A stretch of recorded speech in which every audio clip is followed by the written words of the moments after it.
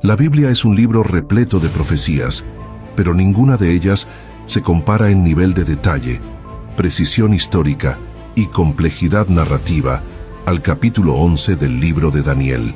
Si alguna vez has intentado leer este capítulo, tal vez te hayas sentido perdido en medio de tantos reyes del sur, reyes del norte, alianzas, matrimonios arreglados, traiciones y batallas. No te preocupes, esa es una reacción muy común.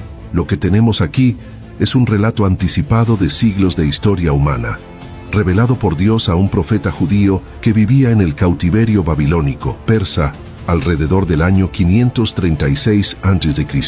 El ángel que trae este mensaje a Daniel está revelando lo que sucederá con el pueblo de Israel en los días venideros. La precisión de este texto es tan asombrosa que a lo largo de los siglos, críticos y escépticos han intentado argumentar que Daniel 11 debe haber sido escrito después de que los eventos ocurrieron.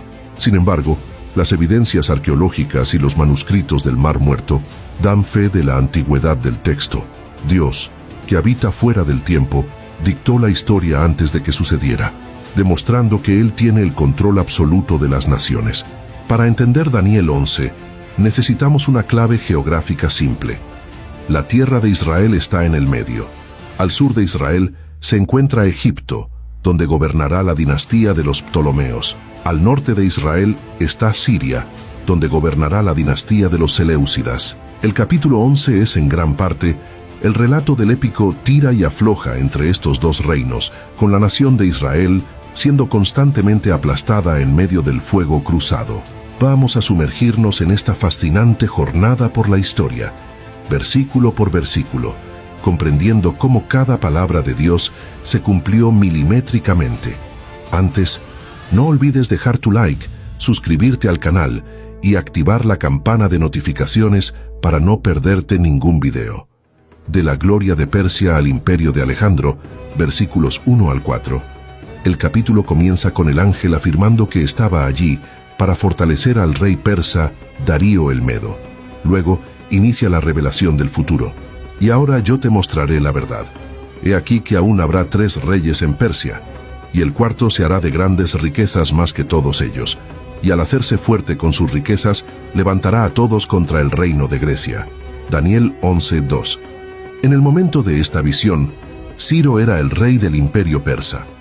La profecía dice que se levantarían 3 reyes más, seguidos por un cuarto rey increíblemente rico y poderoso que atacaría a Grecia. La historia confirma esto perfectamente. Después de Ciro, gobernaron Cambises, hijo de Ciro, el falso Esmerdis, un usurpador, y Darío I, el Grande. El cuarto rey, famoso por su riqueza y por la grandiosa guerra contra los griegos, fue Jerjes I. En la Biblia, en el libro de Esther, se le conoce como el rey Asuero. Su ataque masivo a Grecia plantó una semilla de odio en el corazón de los griegos, que culminaría en venganza décadas después.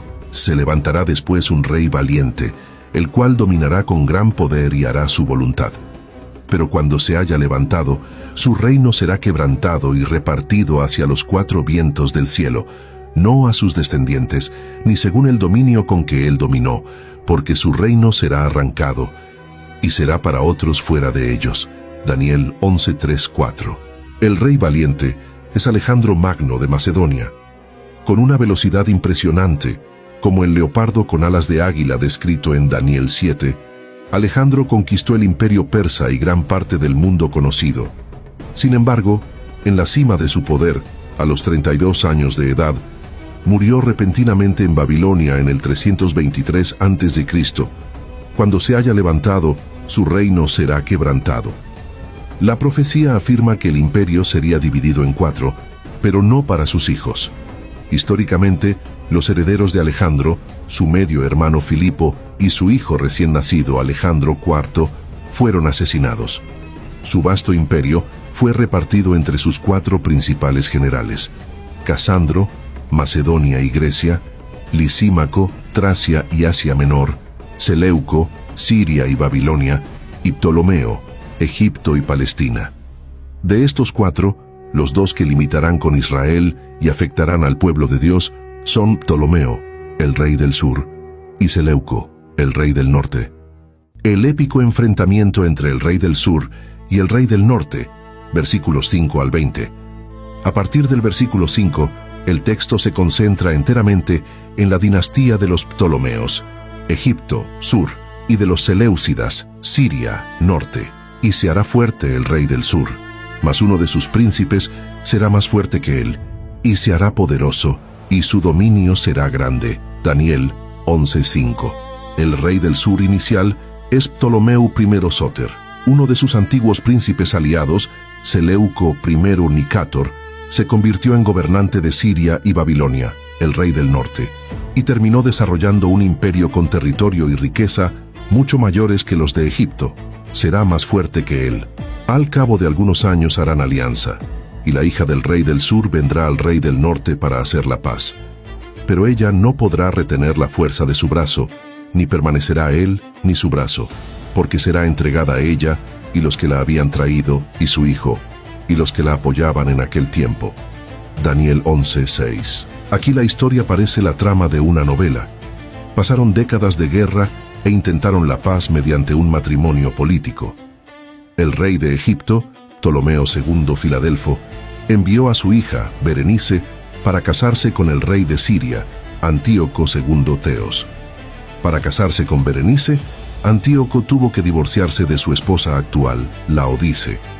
La paz no duró. Cuando el padre de Berenice murió, Antíoco dejó a Berenice y regresó con su exesposa, Laodice.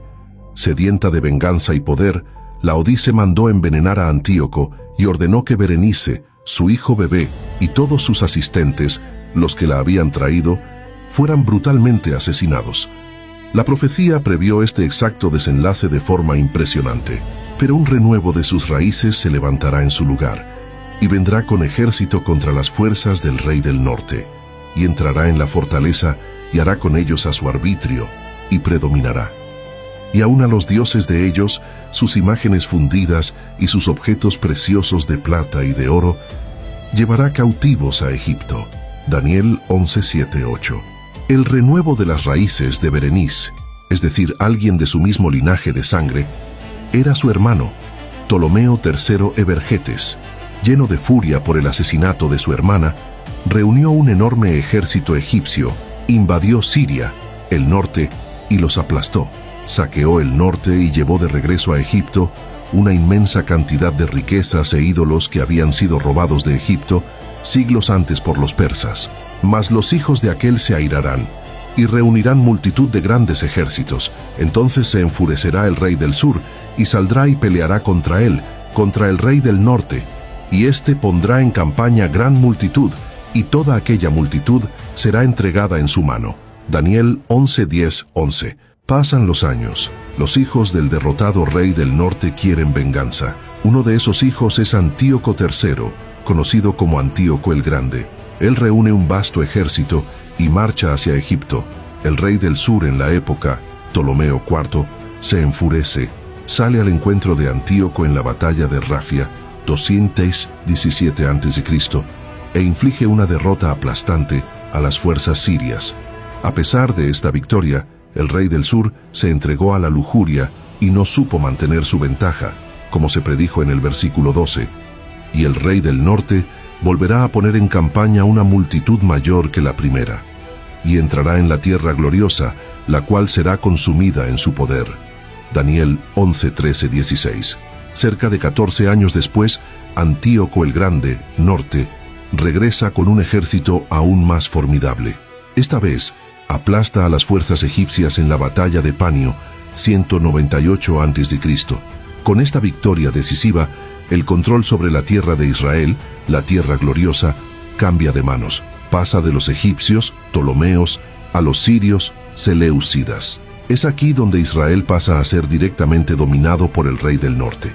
Armará después su rostro para venir con el poder de todo su reino, y hará con aquel convenios, y le dará una hija de mujeres para trastornar el reino, pero no permanecerá, ni tendrá éxito. Daniel 11:17. Antíoco III decide intentar dominar Egipto desde adentro. Usa la misma táctica de matrimonio político, dando a su hija Cleopatra I, no la famosa Cleopatra del tiempo de Julio César, sino una antepasada, en matrimonio al joven rey egipcio Ptolomeo V. La intención de Antíoco era que su hija actuara como espía y corrompiera el reino del sur desde dentro. Sin embargo, la profecía dice que no permanecerá ni tendrá éxito, y la historia registra exactamente eso. Cleopatra I se enamoró de su esposo egipcio, abrazó la causa de Egipto y se volvió contra los intereses políticos de su propio padre. Volverá después su rostro a las costas y tomará muchas, mas un príncipe hará cesar su afrenta. Luego volverá su rostro a las fortalezas de su tierra, mas tropezará y caerá y no será hallado. Daniel 11, 18, 19. Frustrado por el fracaso de su plan en Egipto, Antíoco III se vuelve contra la región costera de Asia Menor y Grecia, las islas. Sin embargo, se cruza en el camino de la superpotencia en ascenso, Roma. El comandante romano Escipión el Asiático, el príncipe mencionado, lo derrota vergonzosamente en la batalla de Magnesia, 190 a.C. Humillado, endeudado con los romanos y forzado a pagar pesados tributos, Antíoco regresa a su tierra. Intentando saquear un templo pagano en la región de Elam para pagar sus deudas con Roma, fue asesinado por habitantes locales enfurecidos, tropezará y caerá y no será hallado, y se levantará en su lugar uno que hará pasar un cobrador de tributos por la gloria del reino. Pero en pocos días será quebrantado, aunque no en ira ni en batalla. Daniel 11:20. Para pagar las enormes multas exigidas por Roma, el hijo de Antíoco, Seleuco IV Filopator, envía a un hombre llamado Heliodoro a robar el tesoro del templo de Jerusalén, la gloria del reino. Poco tiempo después de hacer esto, Seleuco IV murió de forma misteriosa por envenenamiento, no en batalla, por orden del propio Heliodoro, quien intentaba usurpar el trono. El hombre vil, Antíoco IV Epífanes, versículos 21 al 35. Los versículos del 21 al 35 son el corazón del capítulo histórico de Daniel 11, pues detallan la vida del rey más cruel para los judíos antes de la época romana, Antíoco IV.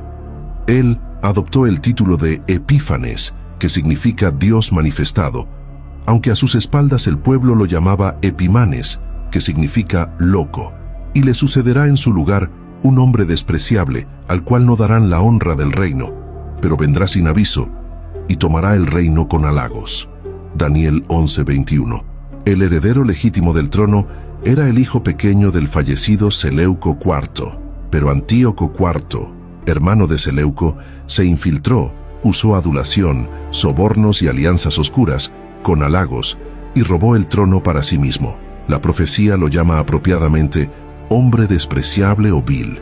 El corazón de estos dos reyes será para hacer mal, y en una misma mesa hablarán mentira, mas no prosperará. Daniel 11:27.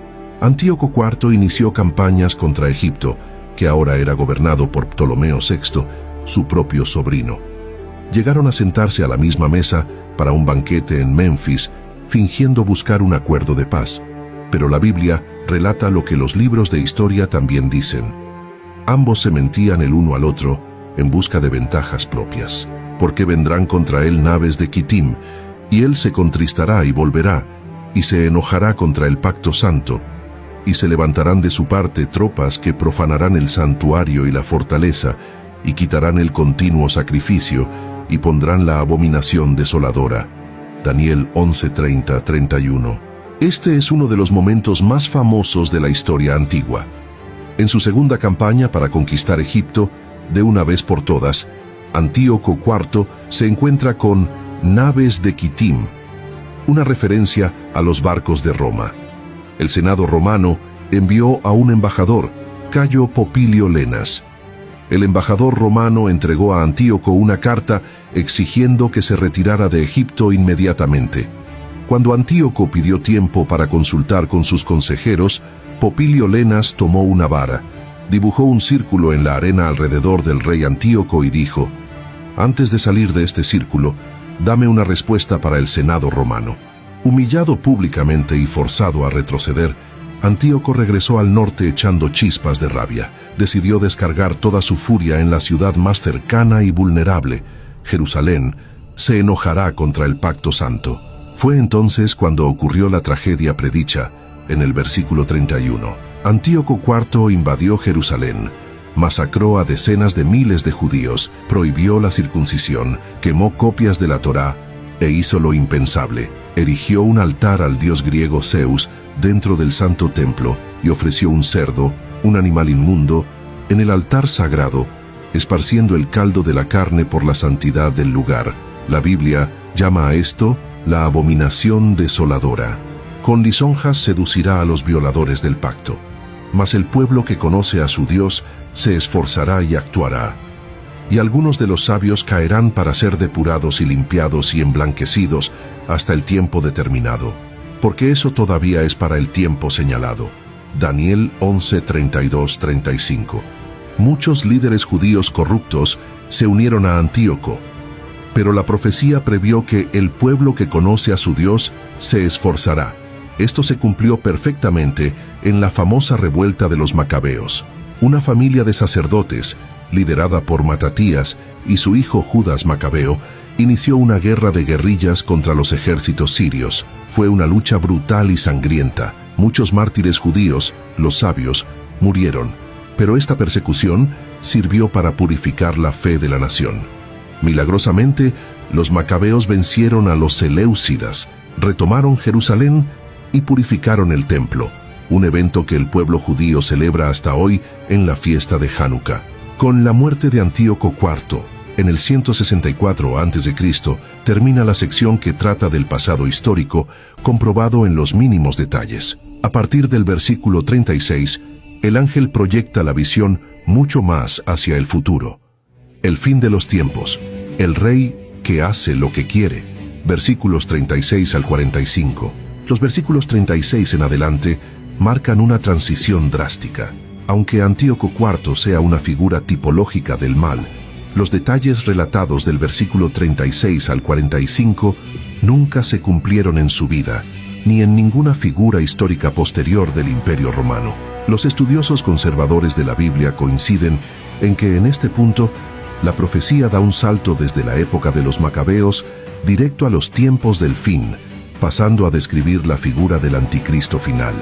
Y el rey hará su voluntad, y se ensoberbecerá, y se engrandecerá sobre todo Dios, y contra el Dios de los dioses hablará maravillas, y prosperará hasta que sea consumada la ira, mas honrará en su lugar al Dios de las fortalezas. Daniel 11:36-38. Este dictador final, también llamado anticristo en la Biblia, a diferencia de los reyes anteriores, no honrará a los dioses de sus padres ni a ninguna religión tradicional. Se exaltará por encima de cualquier divinidad, declarándose a sí mismo como digno de adoración suprema, como el apóstol Pablo confirma en 2 Tesalonicenses 2:4.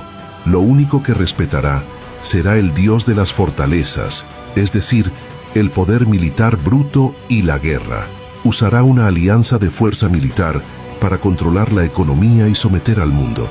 Pero al cabo del tiempo, el rey del sur contenderá con él, y el rey del norte se levantará contra él como tempestad, con carros y gente de a caballo y muchas naves, e entrará por las tierras, e inundará, y pasará. Daniel 11:40. Aquí vemos el escenario del clímax global. La geopolítica se incendiará una vez más en las áreas tradicionales del sur, poderes del norte de África, y del norte, alianzas al norte de Israel. El anticristo entrará en el conflicto de forma arrasadora, moviéndose por el Medio Oriente y entrando nuevamente en la tierra gloriosa, Israel.